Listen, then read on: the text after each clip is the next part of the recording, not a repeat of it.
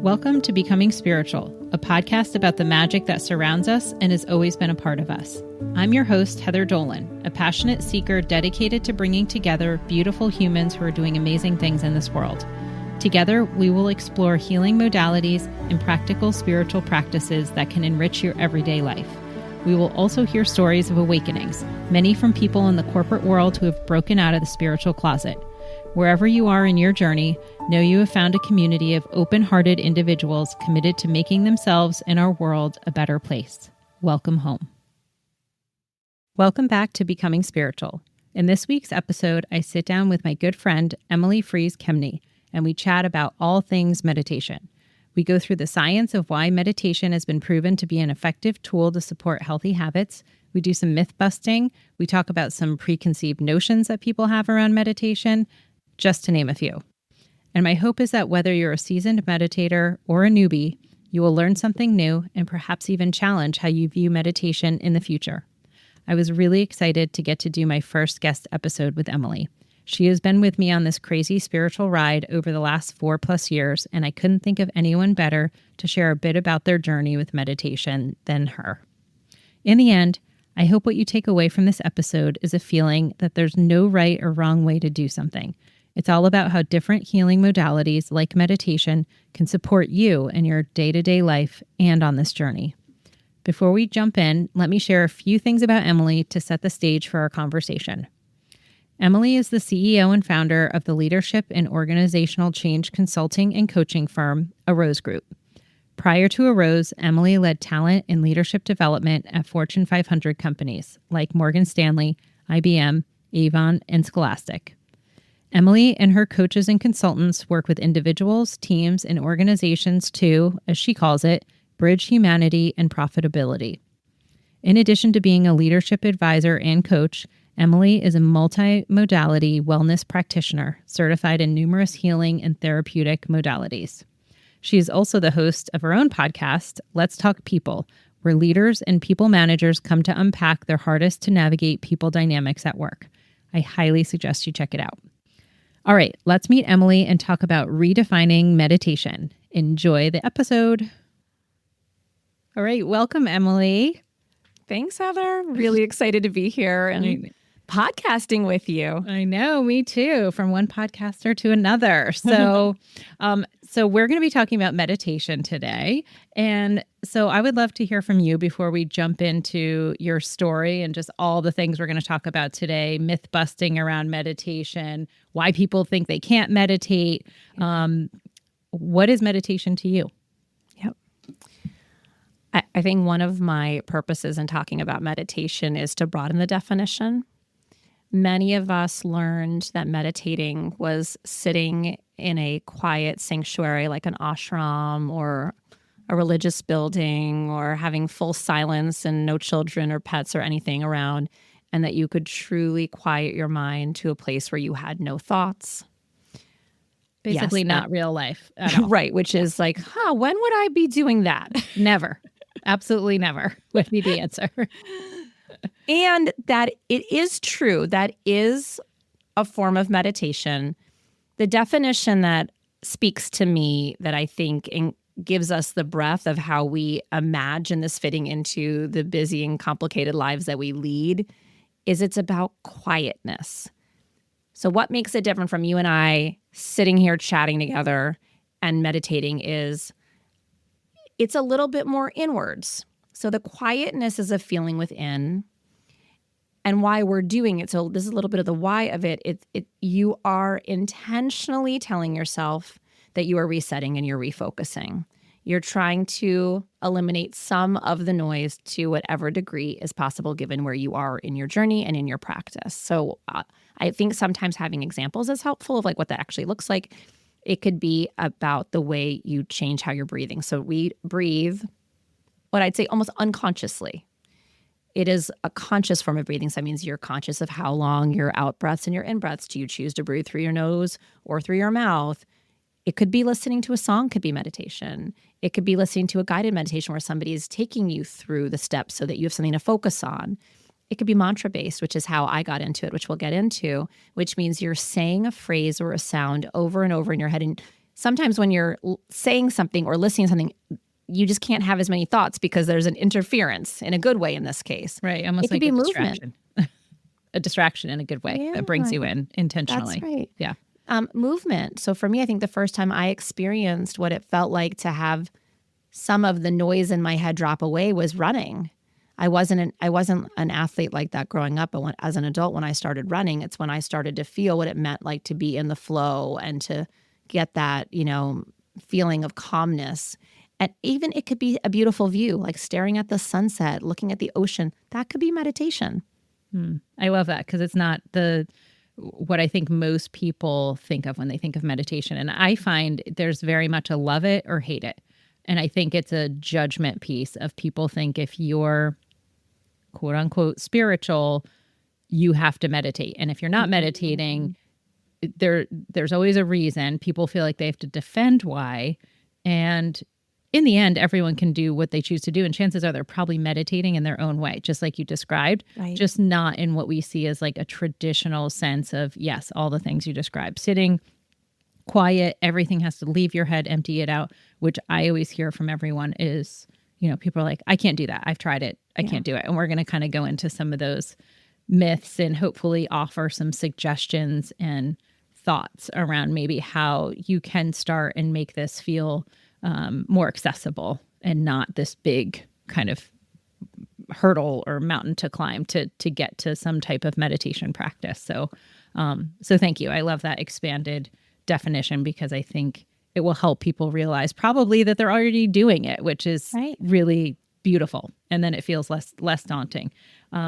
So before we jump into kind of all the things, tell us a little bit about you and how you came to your meditation practice, kind of what you explored and what this looked like. Yeah, so I came to it a bit later in life. I had been the fortunate receiver of a lot of support. So I've done a lot of self-work. So this is kind of in family with the types of things that I did over my entire adult life. I did therapy, I did energy healing, I did yoga, I became a yoga teacher. And yoga is a form of meditation. It's because your breath moves with your body and your movement. And I had a friend who was working at the David Lynch Foundation, which is the nonprofit arm of transcendental meditation. And through his stories about transcendental meditation, I was like, okay, I want to try this. Now, granted, which is, I think, an important point because of this, like I don't have time for it dilemma that we'll unpack. This happened to be one of those periods in my life where I had a little bit of capacity to explore. I had just had my second kid and I was on a little mommy sabbatical from work, and that's the time that I got trained. But I can tell you, being on the other side of going through the training, which took very little time, the dilemma of fitting in your meditation practice will be something you have to make choice around every day, regardless of your life circumstance. Sure. So there's always a reason. It's kind of like going to bed on time or making a healthy food choice before bed. Or deciding to wake up early to work out or have some extra time for yourself, do writing. Yeah. It's the same thing. So for me, I just was like, okay, let me plunge in, do it, and it worked. It worked. I feel like I have had transformative change that I can tie back to when I started meditating. Like what? You know how all of us have intuition or gut instincts, the way that you walk into a room and you sense something, or you can feel that someone's not telling you something. That's a human quality. Now, sometimes we're too busy to listen to ourselves. We override it. What meditation did for me, and this is not just me, this happens for many, many, many people. Again, I think in concert with other self-work, because sometimes if we haven't done our deeper work, the meditation can almost just put like a Band-Aid on top of a lot of noise again in your head that might be telling you different stories. Between the self-work I've done and the meditating, I started to get a lot more intuitive hits. Okay. And very descriptive ones. It is also in line with my journey to starting a company. I'd say within a few years of getting certified, I had a whole vision for building a company. And I was so heads down on like just building my corporate career and climbing the corporate ladder. There was no space for that. And I think because meditation became a practice, I started to get more in tune with like, who am I really supposed to be in this lifetime? What is my purpose? And I do believe that's very tied to meditation, because when you get quiet, you get to listen to yourself. Yeah. It's all the good stuff. That's when we give ourselves space. And you'll hear people in mainstream talking about this, when we allow ourselves just to be quiet, and they a lot of times are not using the term meditation or doing, meditating. But when you're quiet, that's when all of a sudden you can listen to yourself. You get these, as you called them, intuitive hits, which we would say just it's yourself. It's listening to things that you know to be true. And a lot of times we just don't pay attention or give them, really much airtime, because we're just busy moving. And it's like, that kind of just popped in and out. But having that freedom and that space to actually think, this is interesting. Let me dig in a little more, and then getting more information and more. It's like unearthing our, true desire, I would say. Right. And that just sparked two things. One thing is, it's sometimes hard for us to unpack what's other people's stuff, societal stuff that we're taking into our system, what's ego. And so what ego means in this context is that part of you that's trying to protect you, but has, let's say, a more negative outlook on life to keep you safe. Mm-hmm. That is also tied to old stories that you've told that you're still kind of living by. It's hard to unpack which part is like the real you from the other voices. And then the other thing that came to me, just to share about meditation and how it changed me, I am a driven, busy, intense, workaholic, people pleaser, and recovery type. So I have been oriented my entire adult life, maybe even back to childhood if we want to like go real deep, to be hyper aware of other people and their needs, and to not only be there for them, but to over provide. And that means I was constantly going, moving, doing, and I can go in a lot of directions. I work very fast. I move very fast through life. This was how I learned how to slow down. And again, partly through experiencing meditation, and then partly through learning about the benefits of meditation, I learned that the going slow actually drives higher performance, more creativity, more focus. You become more productive. And so I think, again, part of it was like I cognitively needed to believe that and understand that and the research behind it. But also I got to experience there. It's almost like that feeling of like when you have a good night's sleep and you wake up and you're not groggy, or you're not like, I want to go back to bed. You feel fresh. It's like meditation is a version of like in a little micro moment, you get to reemerge after it feeling fresh. Yeah, that's a great definition. I love that. So tell me, so let's unpack your meditation journey, because you ended up, so as you said, you ended up becoming certified in a transcendental meditation practice. So it's a specific type of meditation. So that's right, many different types, but and I don't practice transcendental. So tell us a bit about transcendental, what that means, what a practice would look like. Sure. So transcendental meditation is about matching you to a mantra. And so the training is an initiation. Again, it doesn't take a lot of time. You get initiated into it, and they gather some information about you that gives you your own mantra. And the thing that's interesting about it is it's private. So I can't tell you my mantra. Not only can I not tell anybody my mantra, if I even start thinking my mantra, I will start to go into a meditative state. Oh, so it's having like this little secret key into going deeper into yourself. Interesting. What happened over time for me after meditating this much is I now don't need the mantra. I almost never use it anymore. If I need it, I always have it in my pocket. So let's say I'm particularly revved up, stressed, sleep deprived, whatever it may be, in a more noisy space where I need to meditate, I can pull on it. So I still have access to it. However, for me now, I can like go into a more meditative state, which means I can kind of quiet. My breathing starts to lengthen. My heart rate starts to slow. My breath moves from my chest down to my belly. Like it just happens just by me deciding I'm going to meditate. Okay.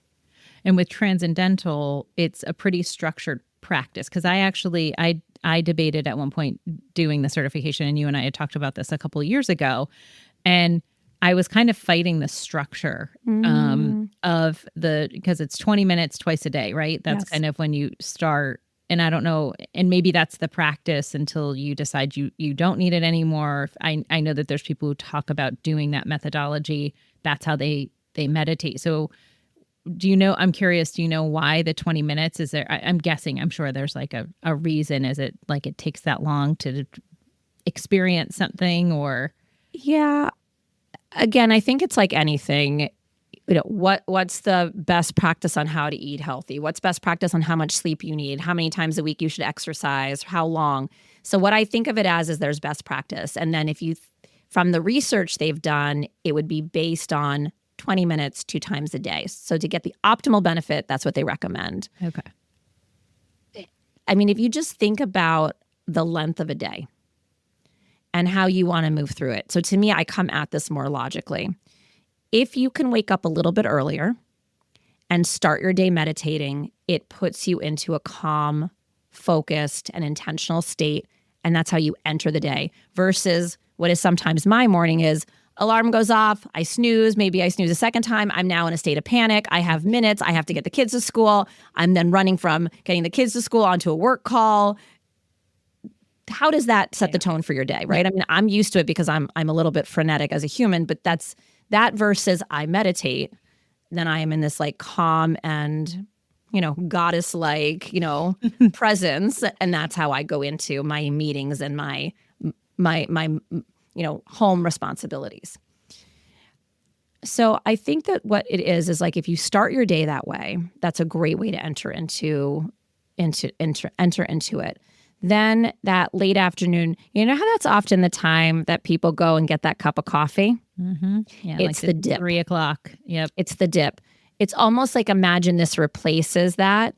This is like your reset or recharge in that late afternoon slot. What's also good about it is, and you still have a pretty big gap before you go to bed. Now, I can meditate and go to sleep. So, but I'm a good sleeper. That's kind of one of the things that I'm not, I don't have a lot of neurosis around.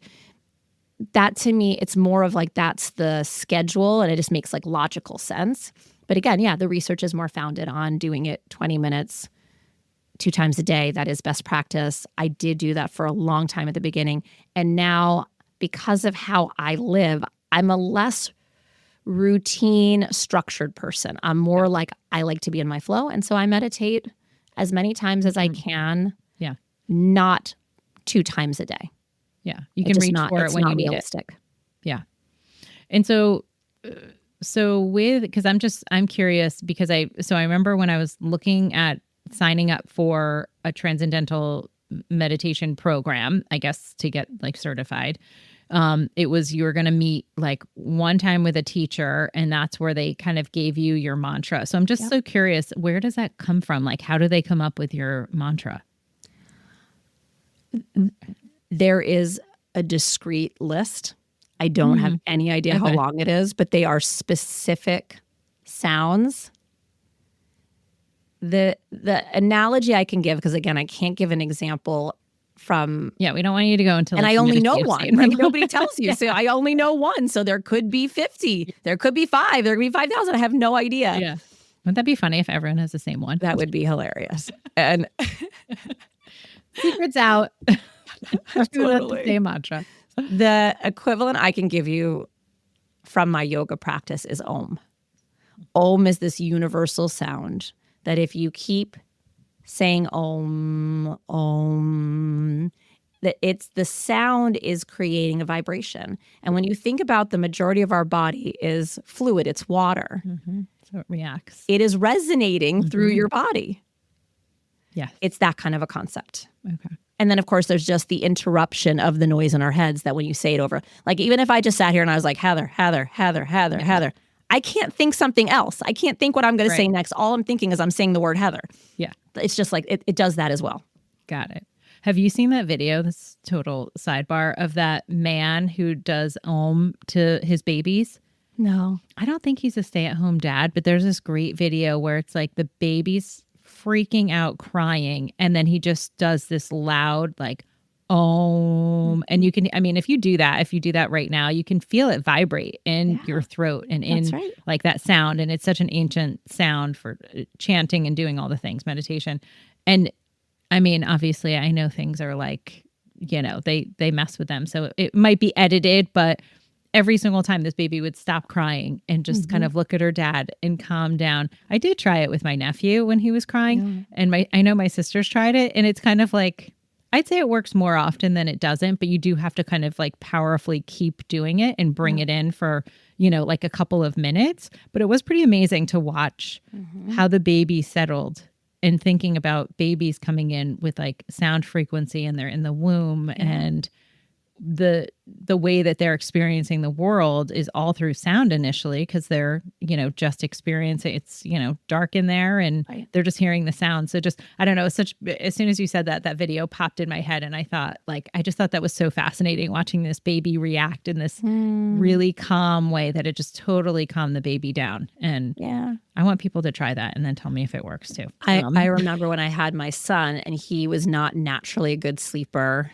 as an infant, as is common in babies. The technique was to shush, like shh. Yeah, true. I mean, I got very lightheaded because this would go on for about 45 minutes, but it was because that's what it sounded like in the womb, supposedly. Yes. Or if you just think about people's relationship to music and how young that starts, of how little ones just know how to move to it, and how you see their faces light up. Like I think about my 8-year-old, she has preferences on what songs she likes, and she plays, like DJ, and puts on the songs she wants to hear and moves her body. So there is something about our relationship to sound, be that a mantra, be that a guided meditation, be that a sound journey that you go through. It is part of how we heal. Yeah, I love that. So tell me some of the things that people really struggle with around meditation, because I mean, like I said, I feel like it's a bit of a trigger for people. And I think people also give up on it really quickly. And I can say for myself personally, prior to the pandemic, because since, as my story goes, and it very well, I definitely didn't have these regular spiritual practices. So before awakening, I definitely tried meditation, and it actually started in my job, because I had someone come and speak to Emily, and I are part of a group, a community together. And I had brought in this speaker, this woman, Sharon, who does meditation, and she brings it into the workplace to deal with stress. And so there's so much research around stress and how it can help alleviate just so many different things that go on in our body. And so I thought, you know what? She's in New York. I'm hosting this meeting in New York. Let's bring her in. And it was really cool to see this table of, high-powered executives, 15, 16 of us in a room, her asking us, she's like, this might be uncomfortable for most of you. And I think most of us hadn't meditated before. And she's like, it's only going to be a couple minutes. I'm not going to keep you here for half an hour, but just put your feet on the floor, sit up straight, just started guiding us through some breathing exercises. It was probably 3 minutes. And I was like, wow, I didn't know meditating could be so easy. And she made it very accessible. And that was a big part of her offering, was being able to come in and make it accessible and help people. Like you said, it leads to better performance in the workplace. It gives people a moment to just take a breath and, take a break, and then they can come back refreshed and recharged and able to, hopefully do whatever they need to do. But I have to say, I remember quite a few group members after that meeting told me, and like a year plus later, that they had started a meditation practice after that, that they got an immediate benefit. They realized it didn't have to be this kind of like big 20, 30 minute experience. It could just be a few moments of taking a breath, and that made them curious. And then they kind of went down, the rabbit hole of, all kinds of other things, which we'll go into. So I think the first thing is, outside of kind of what I've already shared, what are some things that you see as to why people say, I can't meditate? And I have a whole list, but. Yeah. So please pile on. I'm going to tie it to where you just were, Heather, which is I don't have time. And that was definitely mine. I'm like, it's so ironic, right? The reason you're supposed to meditate is to like reclaim your time. Right. You're, to not just be feels living. Like something else you have to do. Yeah. But it just felt like, who has time to meditate? Like I'm freaking running from thing to thing to thing, back-to-back meetings, deliverables, being a mom, every so often having a social life, having some wine, like none of these, where did the meditation fit in? And I'm not a morning person. So the people who get up with the sun, I'm like, hell no. I get up at the last possible second so that I can frantically, as I shared, like run myself to the door of the train, whatever it may be. But you are also a night owl. So And you're working and I'm well fast asleep so that I can get up early in the morning because that's when I do my best thing. So that's right. I am. And I'm going to, even though I have tried to change my night owl ways, it's my identity and it is really my own inner clock. But yes, you're totally right. I think it's this part that we had started with, that you cannot have thoughts in your head. Mm-hmm. If we're just going about the day, you cannot stop the thoughts from being in your head. I don't actually think that's possible. Again, you can speak something else. You could listen, potentially be distracted, which could help. But meditation, it will train you how to have less of them. But that is a myth. You can have thoughts. They're going to come and go. I think that what you learn with meditation, whatever is your version of it, as we started with, it's the ability to not hold it. Sometimes it's like the record player gets stuck and it keeps repeating the same thing over and over and over. And you're like, stop. It's annoying. Like, it's like you're beating yourself up or you're replaying a situation that happened that day at work. It allows them to just come in and you let them go back out. I think that's really what it is. So it's not that you can't have any thoughts.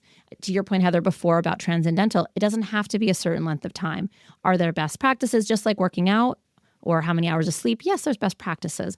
But yeah, I think this is where sometimes we're rigid, that it's all or nothing. Mm-hmm. As you said, 3 minutes, 5 minutes, 10 minutes is better than no minutes. Right. And I think that's something I used to, once I started meditating, I was like, you can't get anything out of 5 minutes. You really need to have longer. And I think it's more really feeling more benefit from it is you kind of like sink in and you truly, like your nervous system, it's like you can just feel it.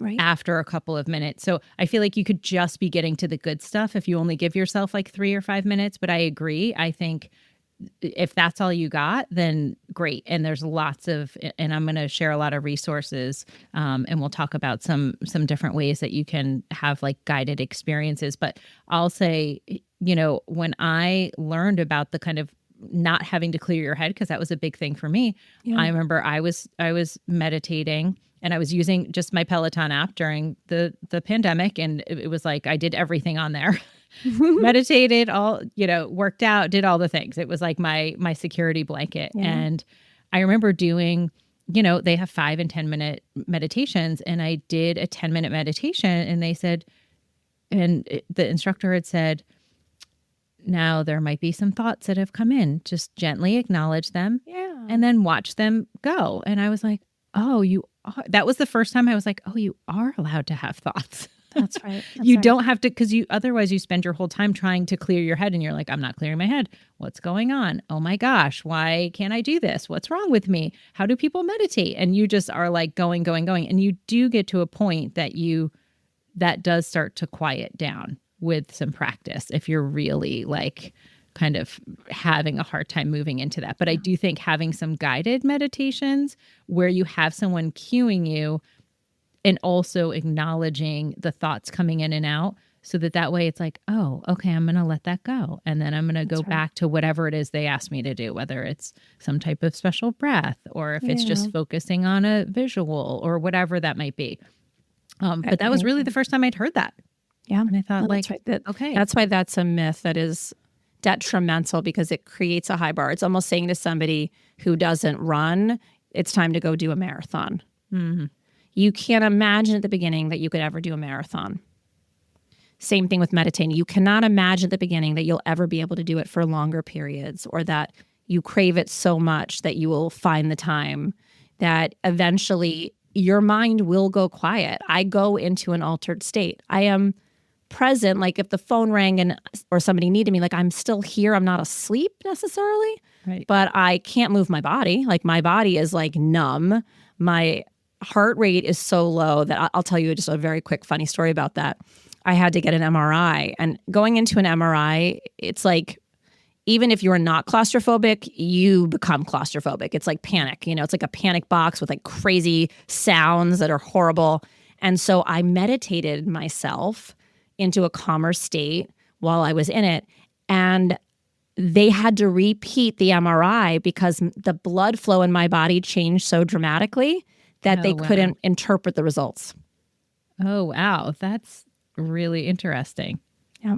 So I'm just saying, it's like anything. You'll keep getting deeper and deeper into it and getting into different states of consciousness. But you got to start from somewhere. And if 3 minutes is your start, it's like awesome. It's the same way you want to lose weight. You can't do 1 week of eating healthy and then say, why haven't I lost 10 pounds? Right. But it's better to start and do a little bit, right, so that you at least have a shot of getting further and further and further. And all of it is additive and beneficial. Yeah. That's a good analogy, because you think you're still getting healthy. It just might not. It takes a little while for it to actually come through on the outside. That's but right. You're doing all that good stuff in the inside, and it's helping your nervous system, probably helping. I know for me, having digestive issues over the years, and you calm everything down, it calms that too. That's right. It helps with that. It helps with so much, which we'll talk about. And also something else with the time piece. And I find it really fascinating that you did this, when you were out on leave and you have a new baby. So I think that's really important, because I think especially new mothers or mothers who are at home that say, I have no break. Right. It's probably even more important for you, because you might not have anyone who can watch your child so that you can go do this. So, and I didn't. I was all alone, and it was very helpful. And just to build on that, Heather, I think for me, in terms of my history prior to my meditation practice, is I always had to go to other people for support. So if it started to get a little bit acute in my life in terms of dynamics, anxiety, stress, whatever it may have been, I would go seek support. And I'm a big believer in that and an advocate for that. This gave me something where I had it whenever I needed it. And that is a game changer, that like you can heal yourself. That was the beginning of, again, a big change for me to know that I could change my mood. I could change my outlook. I could even change how I was physically feeling, because you heal faster when you meditate. It even helps it supports your immune system. And I would notice that the length of time I'd be sick would be shorter. Wow. Yeah, that's so interesting. And we're going to talk about some of the science behind it, because there's so much evidence out there. So for people who say this is just out there and kind of still think it's a weird thing to do, which, look, some people are still going to judge it that way. That's okay. But there is science, and you could, if you Google it, you'll find enough material to kind of back this up. But it's a ton. Even if one of the things was all it did, you would do it. And we can go through those examples. Yeah, we'll definitely get to that. So one thing that I wanted to say too, when you said, talking about time, because we're still on this time thing, is something that I always hold close. And I feel like I've mentioned this. I mentioned it in an episode before, but again, going back to Peloton, one of the instructors said, instead of saying you don't have time, replace that with it doesn't matter. And it's like a punch to the gut. If you say that, if you say, I don't have time for this, you're really saying it doesn't matter. Because in the end, when we look at our day, as you said, like thinking about a whole day, it could feel daunting to fit in 20 minutes here and there, but also think about look at your screen time. how often you picked up your phone. That was exactly what I thought when you said that. Yeah, we're in the middle. We're like, oh, I'm just going to take a 5-minute break. It's a mental break. And we go to our phone and we start scrolling social media, or we start flipping through other things. And I mean, I'm very guilty of the same thing where I'm like, oh gosh, I've got to call this person to do something at the house, or I have to make this appointment. And so all of a sudden I go down on that path, and then I'm like coming back and out and back. You know, it's like you're constantly in and out and not in this kind of deep thinking phase of work. I'm sure it's like all the things, you know, you're totally not supposed to do. So don't follow my example. But with meditation, if I think about that, I've definitely had those moments where I'm just like, oh my gosh, my head is going to explode and I just need a break, and thinking about taking a breath, or like, you know what, I'm going to do a 10-minute meditation. I'm just going to put something on, and my head is spinning. So I definitely would reach for more of probably a guided meditation where it's like, I need someone cueing me and helping me get out of my head and out of my own way for a few minutes. And coming back from that space and saying like, oh my gosh, you'll never say like, that sucked, I don't know why I did it. It's just not going to happen. Even if you are only able to take 2 of 10 minutes to really get into it and say, oh, like I was just getting to kind of the good stuff. That's when you say, okay, maybe next time I do 12 minutes or 14 minutes and you start expanding. But I feel like that's so powerful. If I think of, you know, any situation in your life, if you were to replace it with, it doesn't matter, that's, you know, it's a bit harsh, but it's also a reality check, because we all have so much time that we are spending on devices or doing whatever, even going out of our way 15 minutes to go get a coffee at a store. Like, think how much time you're spending. And it's like, okay, well, maybe I don't do that today and I make some coffee at home. So I buy myself 20 minutes that I can spend 10 meditating. And then I have 10 more minutes to like do something else, or maybe just sit and not think about anything before I start my day. Like, there's so many different ways we can fit in and think of little ways that we can do this. And I know you and I we've both been in the car before and something's happened and it's like, wait, I've got to meditate and I'll call you back. I've had that happen, and I got that from you where I was in a really stressful situation. Just found out my son was sick. We were coming back from being out of town. He had like 106 fever. Oof. And I'm thinking like he is going to have a stroke. Like that's all I've heard. We are racing to try to get to where he is. And I said to my husband, I was like, I need a minute. Like I have to meditate. I had to like get out of, and it brought me out of this state of fear. I was in this complete and utter panic, taking in all the things of what could go wrong and all these things. And I was like, I need to meditate. And we're on the highway. He's driving like a crazy person. I'm in the front seat. And I was like, I just started, breathing. I just was focusing on my breath, did a little prayer. And I mean, it was everything. It changed everything. And we got there. I was very level-headed. I wasn't in like panic mode. I wasn't in fear. And I did this in the front seat of the car on the highway, probably going, 85 miles an hour. And I just was able to tap into that. Yeah. And it just made all the difference. Yeah, it's so true. And I think this point that you're never going to regret doing it. The worst thing that can happen is, as you said, you don't go as deep as you want to, or you don't quiet the thoughts as much as you would like to, or you feel sleepy after. And what I always say to people is when they say they feel tired after, what do you think is happening? Your body's telling you like, hey, Emily, you're not getting enough sleep. Mm-hmm. Okay. That's what you needed to know. That's important because that impacts your ability to function and perform optimally, emotionally, and, in terms of work and productivity. That's information you needed. Yeah. That's really it. Otherwise, as you said, Heather, every single time it helps put everything in perspective, even just a little bit more than what you had before it. Yeah. And I tell my kids all the time, not from a meditation perspective, but I say the one thing you always have with you is your breath. And so you can always take a deep breath. You can always just calm your mind. And when we're in a panic situation or starting, my daughter has some anxiety, someone's getting all upset about something. It's like, this is something that's always with you. So I love that too, is the accessibility, is you don't have to have an app app. You don't have to pay for something. You don't have to take a class or get a certification. It's truly something that you can do no matter where you are, Right. no matter, what type of situation you're in. It's available to you. And that's what I love about it. Me too. And I think that the accessibility piece is huge, meaning it's on the go. It's when you're in a meeting. It's if you have the abundance or not to be able to do the training. You can do Om in your head. Yeah. You can, as you said, lengthen your breath. You can sit in a meeting and you're starting to get really triggered or fired up. You can just decide, I'm going to lengthen my breath and I'm going to do it much slower and more intentionally. I'm going to bring my breath down to my belly versus up in my chest, which is like the panic breathing or the anger breathing or the fear-based breathing. That's a really important point to take away. It's like it's reclaiming our control over our well-being in micro minutes. Yeah, literally. And actually, another thing that just popped in that I thought about was I remember also Glennon Doyle in her book.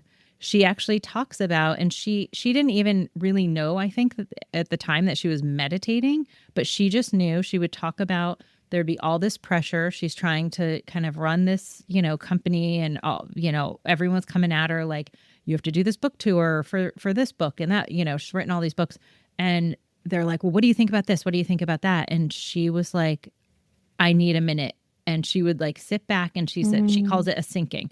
She would start to like breathe and feel herself sink like below the waves, where if you think of like the ocean, it's, Yes. busy on top. But if you could get below those waves, it's calm and quiet. And that's where she would go. And she talks about it. And I always I have that visual with me too, of like thinking of this woman who's, in this boardroom having this conversation, and she's just like, hold on, I need a couple minutes. Yeah. And just trying to put herself into that space. And just like, what a beautiful example of, not that I think everyone's just going to, be in the middle of a meeting and be like, hold on, I got to meditate. Probably not realistic, but what a world we would have when you think about how many times people yell, curse at each other in meetings. Or make very rash decisions. We've made that normal. Yeah. To be like, dropping the F-bomb and giving people negative public appraisals. If that seems normal, why couldn't we have a world one day where saying, I'm going to take a minute. I want to sink in on this, or I want to process this. I'm just going to take 2 minutes. Or we have like meditation pods. Yeah. We have the lactation. Yeah. Mama pods. We have some meditation pods. I don't do it exactly that way, but it is very common with my team that we're trying to make a decision, and I'll say to them, just give me a second. I just want to get quiet and think about this. And I'm a very extroverted, in the moment type, so that it's not because I always need to. I'm less cerebral. I'm more like pragmatic and action oriented. And I need to do that because I sometimes need to get quiet to really hear what I think is the right way forward. Yeah.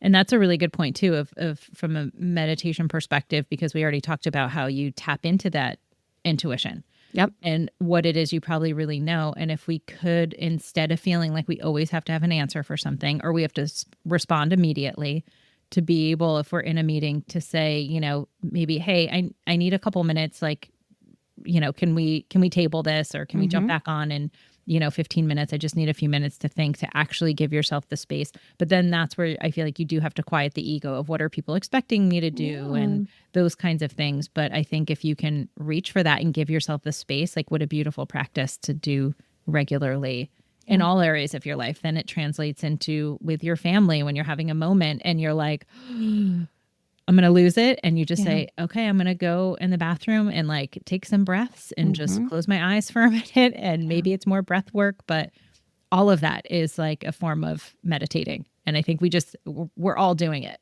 We're all doing it. I think we just don't, it doesn't have that label. That's right. Yeah. Okay, let's see. So here's one. I don't have anywhere to meditate. I think we've dispelled like you literally can do it anywhere. Yeah. Is it special if you can create a space? Of course. Like that's great if you have a little space. For me, it's my bed. So I'm like very attached to meditating on my bed. It just feels like this I don't know, for whatever reason, it's the place that I go for the most part. And I even got the same. Yeah, I got this cute meditation cushion that my sister got for me, and it has beautiful like pattern on it, and it's from India and like handmade and stuff, and I love it. But I'm like, oh, am I gonna put that on my bed and sit on it? So I need to at some point. My goal is to have a little like meditation corner, but I think we've dispelled like you can literally do it anywhere, and it's wherever you can make space and time for yourself. Totally. So, okay, cover that one. So let's see. So this is something. I can't see anything when someone guides me through a visualization. This is such an important one because in terms of my intuition, I'm a little bit more what they would call claircognizant, which means thoughts just pop into my head that are not mine. I can visualize, but not the way it is when you're dreaming, where you literally feel like you're in an experience. Like imagine you're walking through a forest and the trees, like I am imagining it metaphorically, and there's degrees to which you can see it, but just thinking the thoughts and picturing it, even if that's through words in your head, that is a form of visualization. So I think this is where we, just like around how there's more kind of majority-driven ways of learning academically, sometimes we feel like, well, I'm not doing a good job because I don't think in those ways or I don't process in those ways. I think there's a lot of variety of what visualization means. And if that is a narrative, that is your form of visualization. If you get little flashes, but they're really fuzzy or they're not colorful, or you don't see anything at all, but you're just listening to the words and you're staying with it, go for it. I sometimes struggle with, the specificity of what I'm being asked to visualize. And I just keep going. And if something pops in my head and I'm getting an image of it that is spoken through words, that's visualization for me. Yeah. Yeah. And I love teachers that'll say, I just was in a workshop last weekend, and these meditations, literally she was giving you like 2 or 3 minutes to get into this space, and then like leaving you, like dropping you there and like, okay, what do you see? And she would say, if whatever's coming in is taking you on another path, follow that, because there might be something that you need to know, or that might be what you need in that moment. So I think it's really important to understand you have complete agency when you're in even a guided meditation situation. If you're like, why, they're telling me open this door and whatever, but you're like, I don't see a door. I see an archway and it's over here. Then like you go, like that's, you doing whatever you're called to do. But for me, it's interesting because I have a friend who shared with me, and I should have looked it up. There's actually a thing like, there's a word for people who can't visualize, like that you're actually not able to see anything visually.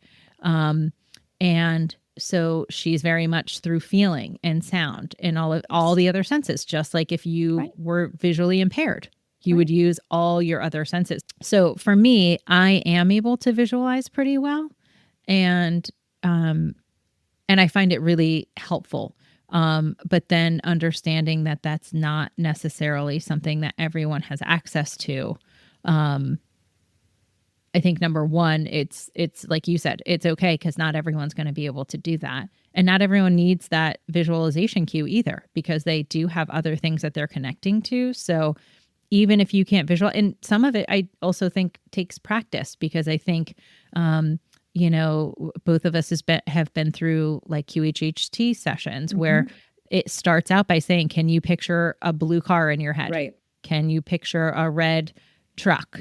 Can you do this? And it's literally these really, really simple cues just to get you your brain focused on something. And I don't know what the science is behind that, but I've always, again, it's like meditating with the sound or the word or the mantra. It's focusing your attention. Yeah, that makes sense.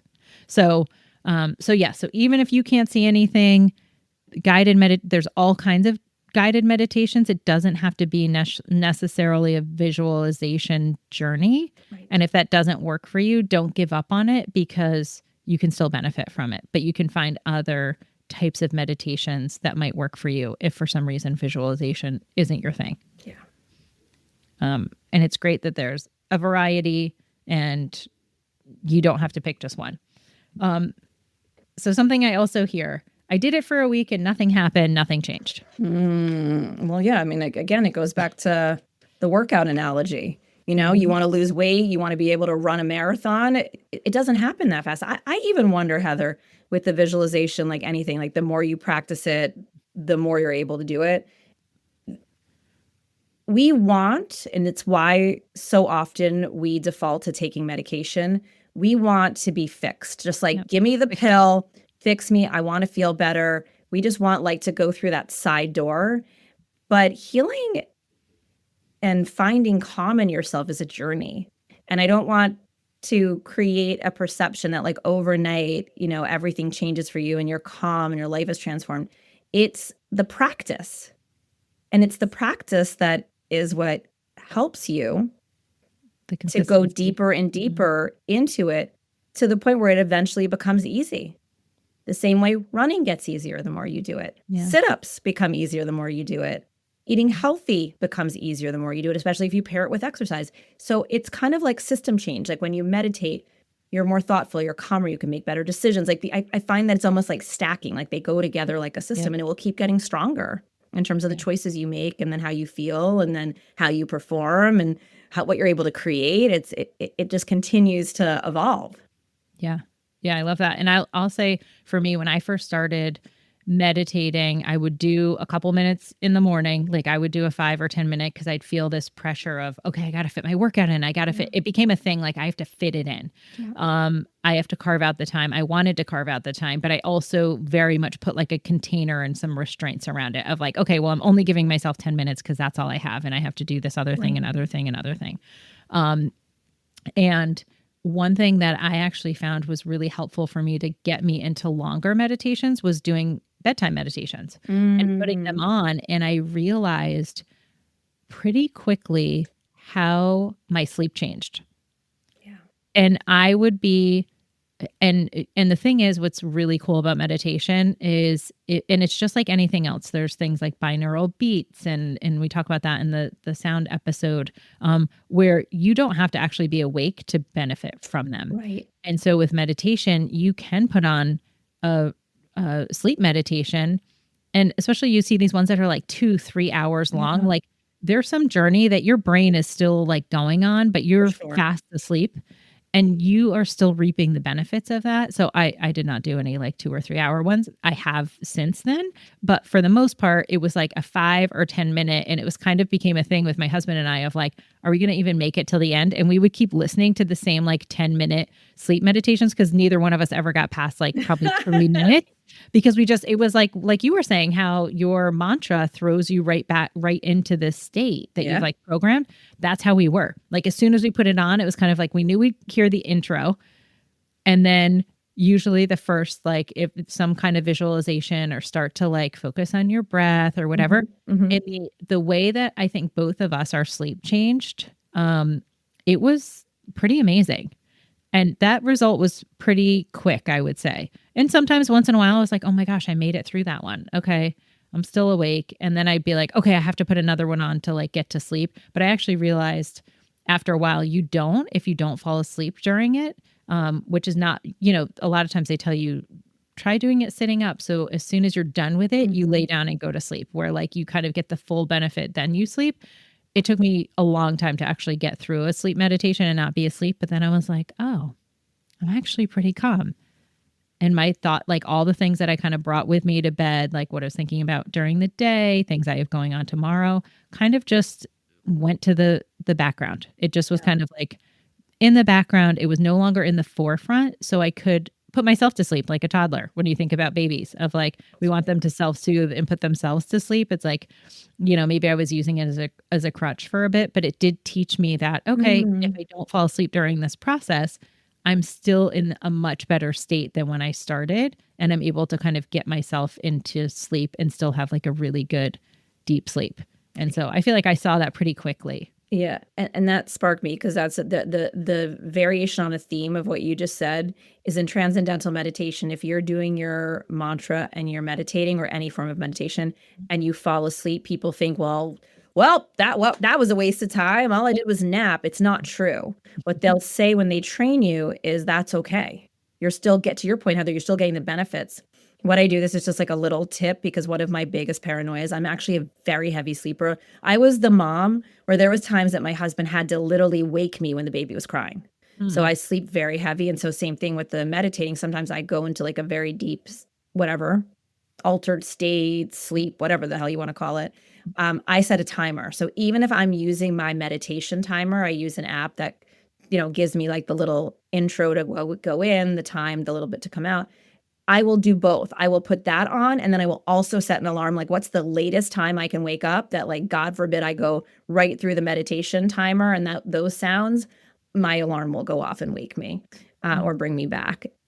So that's just so people don't have to be paranoid of like, oh my gosh, am I going to like fall asleep, like, in, a conference room and, 3 hours will go by, or on the train. Like I do alarm myself all the time.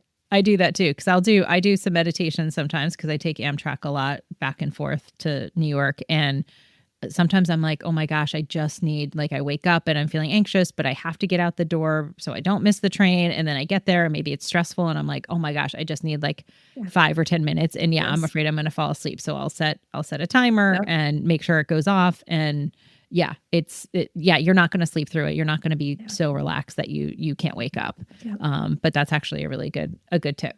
So let's dive into just some fun kind of science facts. So if someone's like, okay, I hear all this, but like, why, if we haven't convinced you of why meditation is so critical? All right, I'm going to go through like the laundry list, because if you can't find something on this list that you want more of in your life, then I want to meet this human who is that evolved and perfect. And then I'm going to go to like more of the work-based ones that are about like productivity and performance. Meditating, research has proven, strengthens your immune system. It reduces inflammation in your body. You heal faster from injury. It improves your ability to manage harder emotions. It increases your empathy for one another.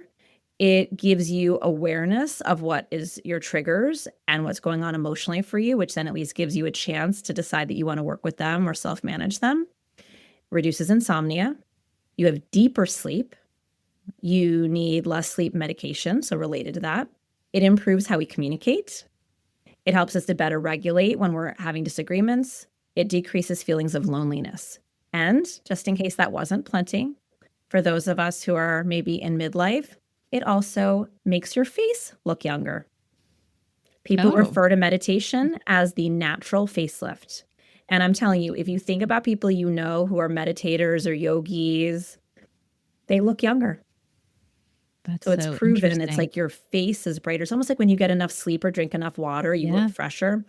Meditation is the same. Okay, so now I'm going to give you like the hardcore ones for the people who are like, I am a very serious professional, and like give me the case for this because I got work to get done. Yep.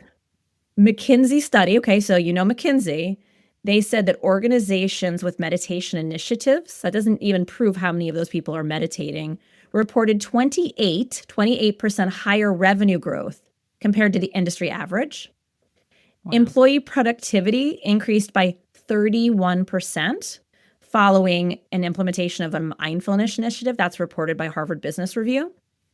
29% improvement in decision-making quality of leaders who had a regular meditation practice, which, by the way, is not the 20 minutes 2 times a day. It's 3 times a week over a period of 2 months.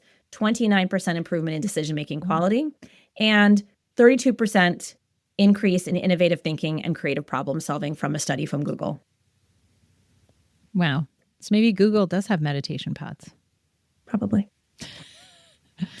Wow. Yeah. Those are that's some pretty powerful data. And I have pages of this. I just didn't want to the top. Yeah. I'm going to put people into a meditative snooze if I kept going, but there is literally pages of research. These are just some of the highlights. Yeah. Which makes sense why, I just went to the PA conference for women a couple of months ago, and it's called, I think, Meditation for Leadership might be the name of the company, where there are these companies now, these businesses have been born bringing meditation into the workplace. So like you were saying, whether it's a mindfulness initiative, if it's a structured meditation program, if it's giving you access to have money to have access to a paid app maybe that does meditation or something. I mean, all of these things, not only for just our everyday personal life, but thinking about how we can show up, because we're both in corporate roles, and show up better for those roles, for the people that we're working with and supporting, and we're making decisions. I just just check the box for all of those. Yeah, I mean, I've built it into leadership workshops. I've built it into senior leadership team strategy sessions. It's all about what people are open to, right? I mean, if people aren't open, it's hard to get the benefits. But if they're open, even if they don't have any experience with it, as we were talking about, you can give people little tastes of it. Yeah. And like I said, my hope, I think, is that people, as they experience this themselves, then they say, you know what? This isn't, maybe some of this data helps you realize this isn't totally out there or so weird that I couldn't maybe approach our benefits people to say, hey, like, this is something that's helped me. You wouldn't hesitate if you're like, hey, I found this great program that helps me with weight loss or with fitness. Like I this, and it's so easy. And I feel like, hey, our company could offer this as a benefit. Like, we wouldn't think twice about it. But when we say meditation, if it feels like it's something that's more spiritual, it feels like there's going to, I guess, be more judgment there. Yeah. And the reason, to me, I don't think of meditation as spiritual, because you're not being taught something. There is no defined values or a code of, agreement or something. There's nothing about it. It's just, again, a sound, a little like visualization journey, which is usually in nature, is the truth. Or you're just picturing colors or light, So you're not telling somebody they have to believe something or not. You're just guiding them, to relax. And so, like, how could, again, you and I know that there are ways in which it improves your spiritual practice, because you're able to just get deeper and listen to yourself and feel more connected to something greater. But that does not need to be a belief system to be able to meditate, and that they're not directly associated. There's no doctrine it follows. Yep. No, I love, yes, absolutely. 100% agree. And I think that comes down to when you think about the types of meditation. So we talked about transcendental. There's, using visuals, having a visualization. There could just be a breath meditation where you're just focusing on breath, doing like some type of box breathing, where it might be like 4 breaths in, a hold for 4, out for 4, then hold again, and then start it again, like a box. That's a type of meditation. We talked about, how you said, I love how you said running. We talked about, you can do walking meditations, and there's actually walking guided meditations. You're not closing your eyes while you're doing that. Actually, I have tried to before, where I've just needed to close my eyes for a second. I don't recommend it, but like, that sounds terrifying. You're like in the woods or something, maybe, and you're not going to smack into something, or I probably should just stop. But walking meditation, like, that's a thing. Like, you can just, and there's actually, every time I tried to find a walking meditation, I thought it was going to be outside, but it's actually for people who are inside and can't get outside. A lot of the walking meditation. So it literally has you do like 10 steps forward and then like turn around and walk back. So almost like a pacing. Interesting. And apparently there's like a flow to it. And so they'll tell you, they just kind of guide you through that. So there's no visualization necessarily. You're really just, it'll say like, focus on this while you're, taking your steps. So that never worked for me, because I don't like pacing in my house. I wanted to be outside. But what are some other meditations that you've, outside of kind of what we talked about, walking, visualization, breath meditations?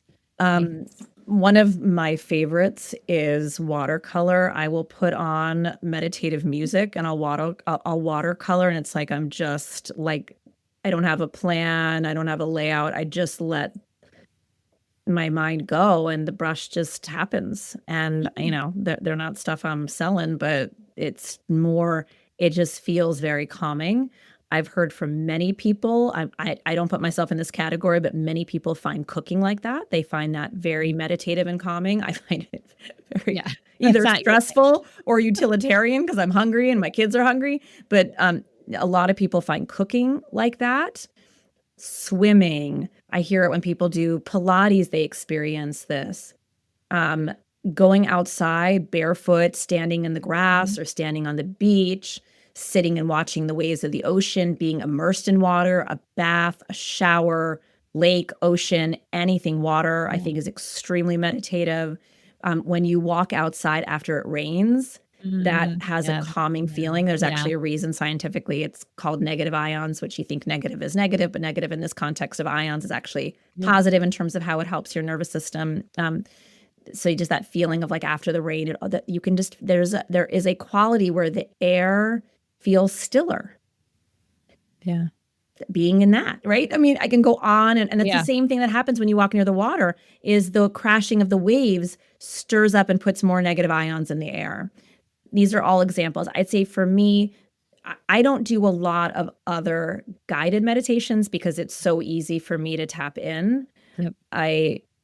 But if I'm feeling like I want a little bit of support, what I'll do is I'll just go on to Spotify and I'll pull up, meditation music, Tibetan sound bowls, or there's different ones that are certain, they're at certain pitches that help support you in getting into more of a meditative state. There's different things like that. But mostly I can just, because I've done it for so long and I can just, it's almost like your body is trained how to do it. And I know how to just kind of go there. Yeah. And something actually that just reminded me, one my favorite place to meditate is the bath. Yeah. It's doing it in the bathtub. And this is a disclaimer. I am not telling you to go in your bathtub and meditate because I don't want anyone to hurt themselves. I know for myself that I can be in my bathtub safely. It's not so big that my legs are still like touching the other side. And so they're actually having to bend to like fit. It's very deep, but not like super long. But I can go in there and I make it like a whole experience. I try to, and like light some candles. It's pretty much always at nighttime. But that is where I actually, then I set a timer for myself too, because otherwise I'll be in there for like an hour and be, beyond like a prune and and I like come out of it and the water's freezing cold. And then I'm like, oh my gosh. But it is a really beautiful place, especially if you're trying to like have a meditation practice, to settle, because the water like helps us ease, think about like birth and being in the womb and all of those things. I think it's a really natural place to start a meditation, where if you want to try a guided meditation, for instance, or a journey, like that's where I do a lot of journeys, is in the bathtub, because I can really, it's like, I think because we associate baths with relaxing, like most people aren't getting in the bath and they're like, okay, I have 5 minutes to take a bath. Most people are like, okay, if I'm going to go in the bath, we associate it with relaxation. So I feel like it kind of pairs well together to do it in the bath. And I will actually, usually I always tell my husband, if I'm not out by this time, come and get me, come and like check on me. Just to make sure that, all is well here. But that's a favorite place. And then something else I want to mention, because I don't know if you do this, but I also discovered yoga nidra through someone who was leading some yoga nidras. And this saved me. Our last trip at Disney, I was sick. I was really sick. I got there. I wasn't feeling well, kind of went downhill. And every day I did a yoga nidra, because they say a 10-minute yoga nidra meditation. It's just a kind of guided relaxation. You think it feels like you fall asleep, but you actually don't. But it's the equivalent of a 2-hour nap in 10 minutes. Yeah. And I thought it was crap. I was like, no way. Like, it literally was my savior to get me through the whole day. Like I would do it middle of the day, like, middle of the day at Disney is like 3, because you're going to be going till like 11 o'clock. And I would not have made it through the day without, or the night without that yoga nidra. It's powerful when you think about that. And I worried that I was going to fall asleep. So I'd set an alarm, but it was like when it was over, I was like, oh, it's over. And I was up and felt, like you said, refreshed. And so it is a specific type of meditation, but oh my gosh, like how it can, like, that's a perfect example of, like you said, in the middle of the day, if you just need to like recharge your batteries, a yoga nidra can be really powerful. And you can just Google it. You can go on YouTube and look for some. You just have to find some teachers whose like voice you resonate with, or the sounds that you resonate with. I would say it takes a little bit. So don't get frustrated. 'Cause I know I've gone on and tried sometimes like 5 or 10 meditations before I'm like, oh, that's it. So Right. just know you might, because there's so much content out there now. I know. You Google it and you can find like 50,000 options and it's a bit overwhelming. So you definitely need to, explore a little bit. But for me, I recommend, and I'll put some resources in our page.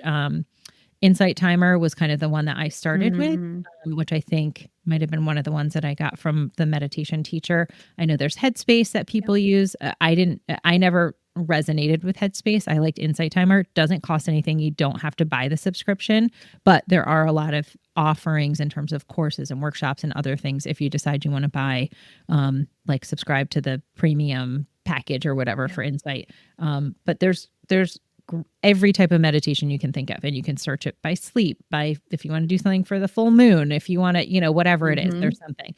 There's walking meditations, there's probably running meditations, like literally there's everything on there.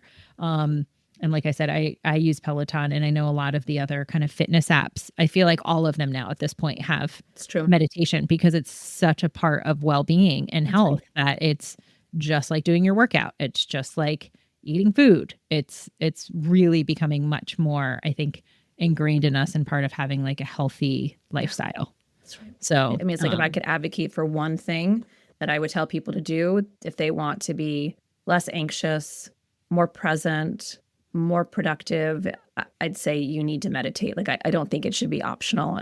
And again, I don't care if you can only fit in 10 minutes. It has such dramatic outcomes. It's almost like ridiculous that we don't do it. Yeah. Perfect. Well said. I think that's a good place to wrap up, because you just made the case for meditation. I truly hope that people, if they have not done it, or maybe they've tried it and felt like it wasn't for them, maybe this conversation will inspire you to go and try something else. Try one of the recommendations we made. Try some of the links that'll be in the show notes to, maybe try something different. And maybe it's just you not doing something other than sitting quietly outside and tuning in to, it's almost spring here when we're recording on the East Coast. So in the Northern Hemisphere. So, even going outside and just listening to the birds, like listening to them communicate, can be meditative. You're just focusing on another sound that isn't all your thoughts that are coming through. So I challenge everyone who's listening to this to just try it.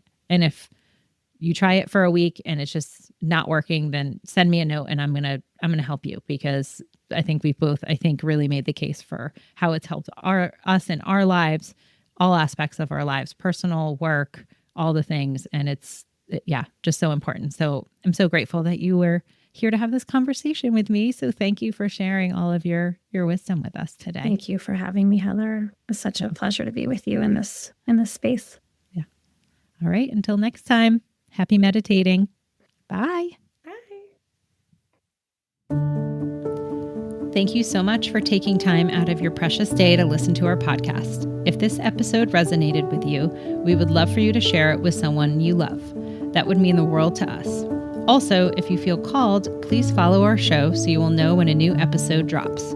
If you want to go one step further, you can even rate this episode, as it allows our podcast to find its way to others. Lastly, we've done our best to share resources that you might find helpful in the show notes, whether that's a book recommendation or a website we referenced during the episode, a free resource, or more information on a guest who took their time to speak with us and share their knowledge. We would love for you to support their work too. You can find more information on our podcast website at becomingspiritual.me. We love you and can't wait for you to hear the next episode. Until then, know you have a place where you are welcome and you are loved. Welcome home.